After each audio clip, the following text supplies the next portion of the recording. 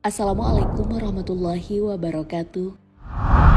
Sahabat beriman, dukungan Indonesia kepada Palestina terus dilakukan, baik dalam bentuk pernyataan hingga dalam bentuk aksi. Dukungan tersebut sudah ada sejak lama, bahkan sejak era pemerintahan Soekarno. Mari kita lihat berbagai dukungan Indonesia sejak dulu hingga sekarang. Tonton video ini hingga akhir agar tidak sesat.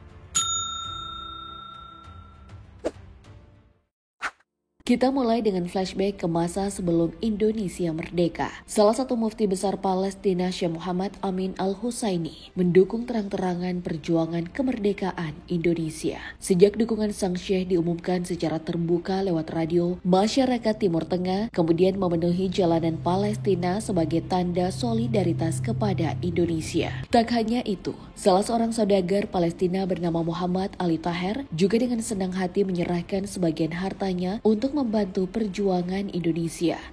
Setelah merdeka, Indonesia kemudian membutuhkan pengakuan sebagai negara berdaulat dari negara-negara lain. Dan negara pertama yang memberikan pengakuan adalah Palestina. Apakah hanya sampai di situ? Tentu tidak. Palestina bahkan membantu Indonesia untuk mendapatkan pengakuan dari negara lain. Terbukti, Mesir juga memberikan pengakuan berkat bantuan Ikhwanul Muslimin yang bermarkas di Palestina. Atas semua jasa yang telah dilakukan Palestina selama perjuangan kemerdekaan Indonesia, Soekarno sebagai presiden pertama pun melakukan balas budi dengan berbagai cara. Salah satu hal penting yang dilakukan Soekarno adalah menolak berdirinya negara Israel yang diprakarsai oleh David Ben-Gurion 14 Mei 1948 karena Israel berdiri di atas tanah rampasan orang-orang Palestina. Soekarno juga tidak membuka hubungan diplomatik dengan Israel bahkan sampai sekarang. Makanya tidak ada kedutaan besar Israel di Indonesia, begitu juga sebaliknya. Saat Indonesia merdeka, Israel sebenarnya mengirimkan telegram yang berisi ucapan selamat dan pengakuan penuh terhadap Indonesia. Sayangnya telegram itu ditanggapi dengan dingin. Soekarno sama sekali tidak menanggapinya, hanya Muhammad Hatta yang membalas dengan ucapan terima kasih tanpa menawarkan hubungan diplomatik. Israel tak menyerah begitu saja. Awal tahun 1950, Menteri Luar Negeri Israel Moshe Sharet menyurati Hatta dengan maksud mengirimkan misi muhibah. Sayangnya, Hatta meminta misi tersebut ditunda sampai batas waktu yang tidak ditentukan. Kemudian Soekarno juga menolak keikutsertaan Israel dalam Konferensi Asia Afrika atau KAA tahun 1955 di Bandung. Mengikutsertakan Israel yang merupakan bagian dari penjajah otomatis akan menyakiti hati bangsa Arab. Apalagi Palestina saat itu masih berjuang untuk merdeka. Sebaliknya, Indonesia mengundang Palestina dan dihadiri oleh Syekh Muhammad Amin Al-Husaini. Soekarno dalam pidatonya menyerukan kepada negara-negara Asia dan Afrika membentuk kelompok anti-imperialisme untuk mengalahkan penjajahan yang masih ada kala itu. Selepas KAA, negara-negara di kedua benua semakin solid dan Soekarno semakin gencar mendukung Palestina. Salah satunya lewat sepak bola.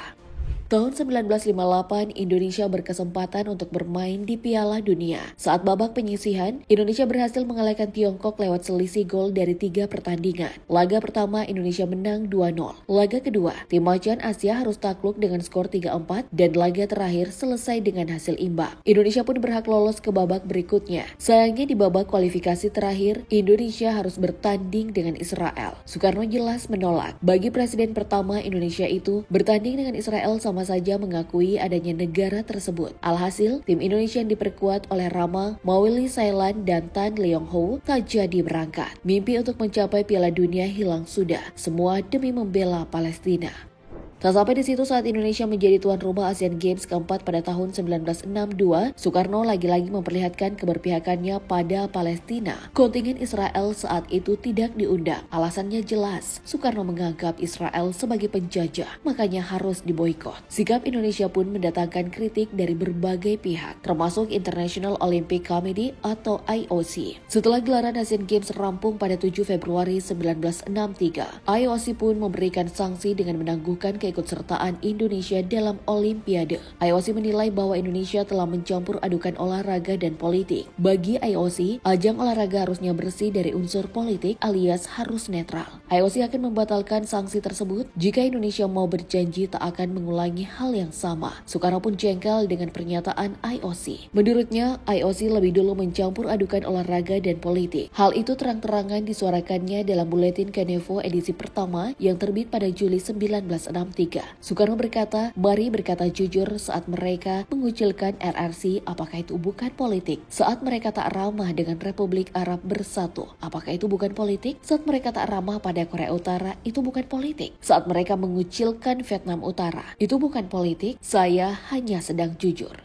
Bagi Soekarno, olahraga adalah hal yang tak terpisahkan dari politik. Olahraga bisa menjadi penyalur aspirasi politik. Sebagai respon dari itu semua, Soekarno memerintahkan Komite Olimpiade Indonesia keluar dari IOC. Soekarno juga menyelenggarakan Ganevo atau Games of the New Emergency Forces sebagai olimpiade tandingan sekaligus wadah para atlet dari negara-negara yang baru merdeka. Ganevo edisi pertama yang dilaksanakan tanggal 10-22 November 1963 melibatkan 2.700 atlet dari 51 negara yang berasal dari Asia, Afrika, Eropa, dan Amerika Latin. John Delegy dalam bukunya berjudul Soekarno Biografi Politik menuliskan bahwa pembentukan Ganevo adalah tanda betapa besar bangsa Indonesia yang sama sekali tidak bergantung kepada kekuatan-kekuatan dunia yang ada. Dukungan Indonesia kepada Palestina terus berlanjut hingga hari ini. Hal ini sejalan dengan pernyataan Soekarno, selama kemerdekaan bangsa Palestina belum diserahkan kepada orang-orang Palestina, maka selama itulah bangsa Indonesia berdiri menantang penjajahan Israel. Salah satu buktinya dapat kita lihat lewat pembangunan rumah sakit Indonesia di jalur Gaza tahun 2011 hingga 2015. Dana pembangunan fasilitas kesehatan itu didapat dari sumbangan warga Indonesia. Sejak dulu, rumah sakit ini telah banyak membantu menangani pasien terutama dalam gempuran Israel baru-baru ini. Di era pemerintahan Joko Widodo, Indonesia tetap konsisten membela Palestina. Amerika Serikat sempat ingin menggoyahkan konsistensi Indonesia. Saat itu Donald Trump menjanjikan investasi senilai 28 triliun rupiah kepada Indonesia jika Indonesia mau membuka hubungan diplomatik dengan Israel tahun 2020 lalu. Tentu tawaran itu sangat menggiurkan, apalagi pada tahun itu ekonomi Indonesia sedang melemah karena COVID-19. Sayangnya, Indonesia sama sekali tidak goyah karena Palestina belum mendapatkan kemerdekaannya. Dukungan Indonesia juga sampai di bidang olahraga sama seperti yang dilakukan oleh Soekarno. Pada gelaran Piala Dunia U20, Indonesia menolak kedatangan timnas Israel. Berawal dari munculnya surat dari Gubernur Bali, Iwayan Koster yang menolak delegasi Israel dalam rangka drawing atau pembagian grup Piala Dunia U20 di Bali. Penolakan ini juga dilakukan oleh Gubernur Jawa Tengah, Ganjar Pranowo. Tak ketinggalan, semua ormas Islam pun dengan tegas menolak kedatangan timnas Israel berlaga di Indonesia. Penolakan ini pun membuat status Indonesia sebagai tuan rumah Piala Dunia U20 tahun 2023 dicabut oleh FIFA. Lalu saat serangan bertubi-tubi Israel ke Gaza pada awal Oktober lalu, Indonesia langsung mengecam tindakan Israel dan menyatakan dukungannya kepada Palestina. Di semua forum baik di OKI ataupun di PBB, Indonesia terus meminta menyatukan suara agar penyerangan di Gaza segera dihentikan. Bahkan, saat Israel membombardir beberapa rumah sakit yang ada di Gaza, Presiden Indonesia langsung mengecam tindakan itu karena dinilai melanggar hukum humaniter internasional. Fasilitas kesehatan harus dijaga dan sama sekali tidak boleh diserang. Selain itu, pengiriman bantuan berupa makanan dan peralatan medis juga gencar dilakukan. Bahkan baru-baru ini Menteri Luar Negeri Indonesia, Retno Marsudi, mempertanyakan sikap Dewan Keamanan PBB terhadap pembunuhan massal yang dilakukan Israel kepada warga Palestina. Di akhir, Retno menegaskan bahwa Indonesia berdiri bersama rakyat Palestina. Sahabat beriman, Indonesia sejak dulu hingga sekarang konsisten mendukung kemerdekaan Palestina. Tak ada yang bisa menggoyahkannya, bahkan iming-iming investasi pun. Bahkan Indonesia rela gagal menjadi tuan rumah Piala Dunia U20 demi membela Palestina. Semua dukungan tersebut tentunya sangat berarti bagi Palestina. Allahu a'lam bishawab. Wassalamualaikum warahmatullahi wabarakatuh.